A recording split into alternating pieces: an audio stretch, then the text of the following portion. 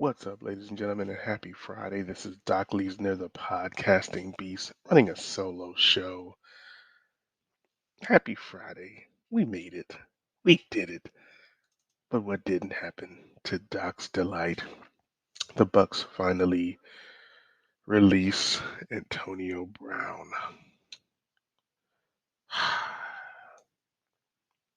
I almost didn't want to see it happen. I didn't want to see it. I thought that if we could just make it just till the end of the week, maybe next week, maybe he could, we could patch things up. But it seems as though this was a partnership that was bound to end.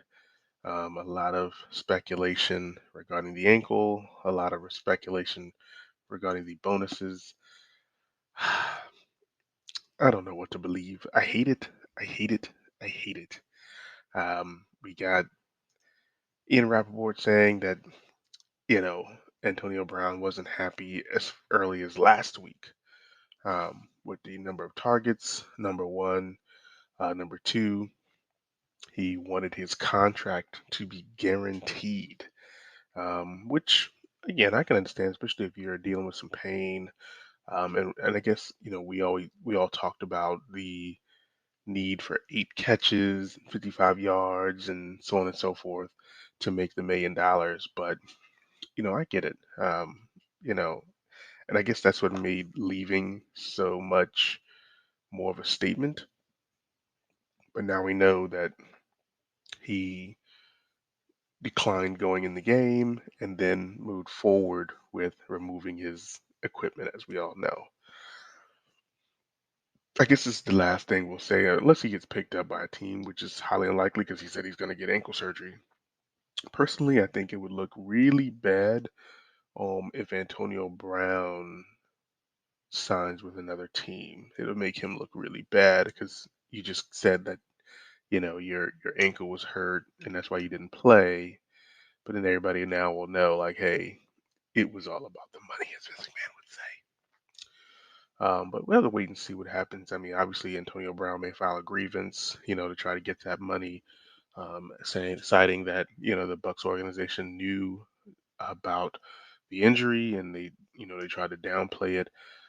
But Bruce Arians, has kind of stayed true to his statement, and then even yesterday claiming that he went to Antonio Brown after another coach went to him. I think another coach went to him first, told him that, hey, you're about to go back in. He said, no, I'm not. And then from there, he said, you're done. You're done. Which I don't blame him. I mean, it, when I look at this team, especially, looking, Mike Evans and a few other guys who've, given up money when you think about it, turn their roster money into, or turn their salaries into bonuses and all other stuff, gave money back so that the team could sign people like Antonio Brown, a real selfless team. Everybody kind of had to be selfless last year. You think about it, Leonard Fournette coming over, always being number one, and all of a sudden being asked to, play second fiddle to Ronald Jones, Um, I think everybody had a little bit of selflessness to win the Super Bowl last season. You had to humble yourself to win the Super Bowl last season. But this year, I guess maybe because we already won one, and Brown's like, I need to get paid. You know, I needed to be guaranteed. But nonetheless, Antonio Brown has been released from the Tampa Bay Buccaneers. Contract has been terminated. I'm not sure what they're going to put in there, whether he didn't show up. But last thing I know is that he started releasing the receipts. He started releasing text messages. But I didn't feel like the text messages really did anything in his favor in his case. Um, I mean, he was trying to say that Bruce Arians knew about the ankle. It wasn't a matter of Bruce Arians not knowing about the ankle. That was the issue. He knew about the ankle, but as I mentioned, I mean, in the game, Antonio Brown looked fantastic. Um, The one route that they keep showing on NFL.com with him running the deep stop route, his speed looked good, his plant looked good. Like I said, my ankle's hurting from the beginning of the game. I'm selling it from the beginning of the game. I'm limping. I'm going down first play. I we're going all in. But for some reason, he waited until a moment where we were getting clapped to do all this. And it doesn't help that we also came back and won without him, and that's never a good sign, in my opinion. Um, but he's trying to say that the Bucs organization knew that he was hurt, and that now they're trying to try to tell a story. But the fact is that number one, he missed most of the week of practice, and then he practiced Friday and Saturday, and then came back and did this.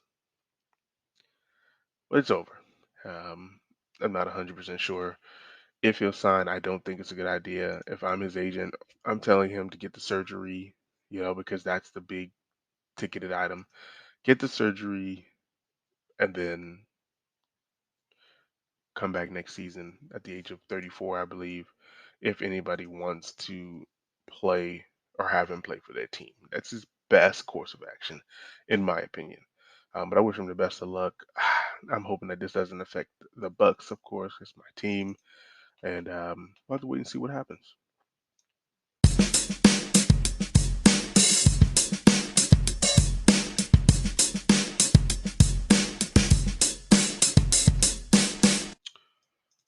Next, we got some Saturday and Sunday football.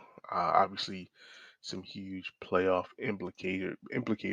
We'll have to wait and see exactly who's in and who's out. But on Saturday, we got the Kansas City Chiefs versus Denver Broncos. I'm going to go with the Kansas City Chiefs. I think they'll go ahead and finish up the season with a victory on Saturday. Just gives them a little bit of extra rest. Um, yeah, I'm not sure. Denver, they'll have to go into the off season thinking about whether they're going to keep their coach, thinking about, who their starting quarterback is in the future. Because I'm not sure Teddy Bridgewater can be it due to his health concerns. But we'll have to wait and see. Philadelphia versus hosting the Dallas Cowboys on Saturday night. The Cowboys need this win. This is do or die. But the Eagles need to win as well. I am actually going to go with the Cowboys to win this game. They really need it. I want to see them with their backs against the wall. Can they get it done in Philadelphia on the road? I'm going to choose the Cowboys. Clearly, I'm choosing Green Bay over Detroit. It didn't matter who's playing for Green Bay. It doesn't matter. I'm choosing Green Bay. Indianapolis should get to 10 wins over the Jacksonville Jaguars, who want to keep that number one pick again, um, which stinks, but more power to them. Indianapolis. Ugh. Washington football team versus the New York Giants. Ugh, that's nasty. As Pop would say, that's going to give us a little nasty.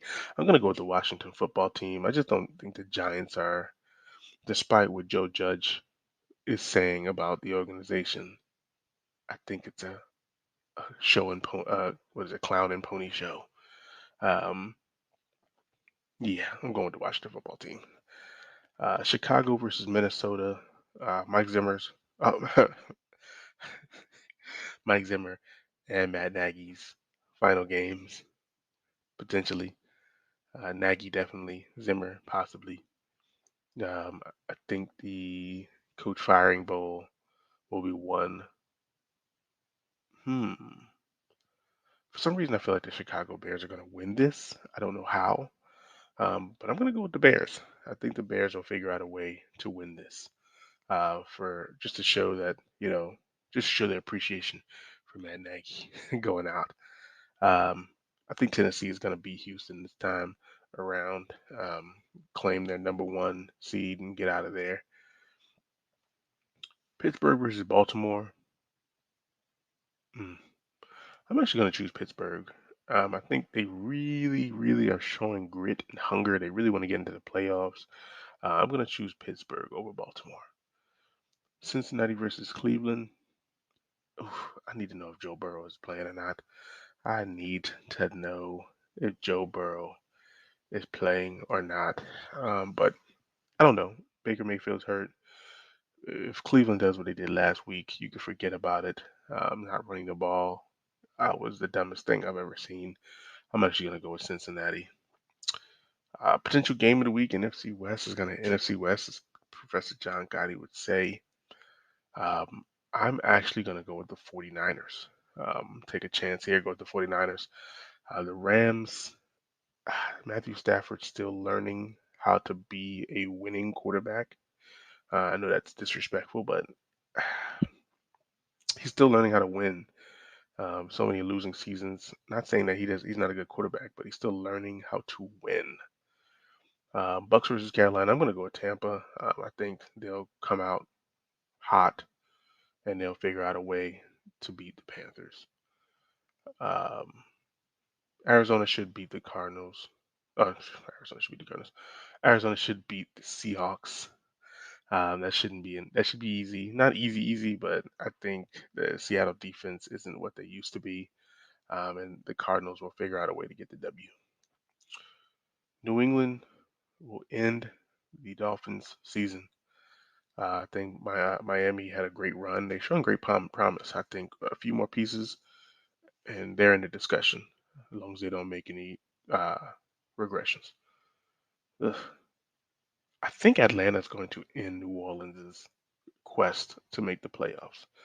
I'm going to give it to Atlanta as potentially Matt Ryan's last game as a Falcon. I think Atlanta gets it done. Buffalo is going to beat the Jets.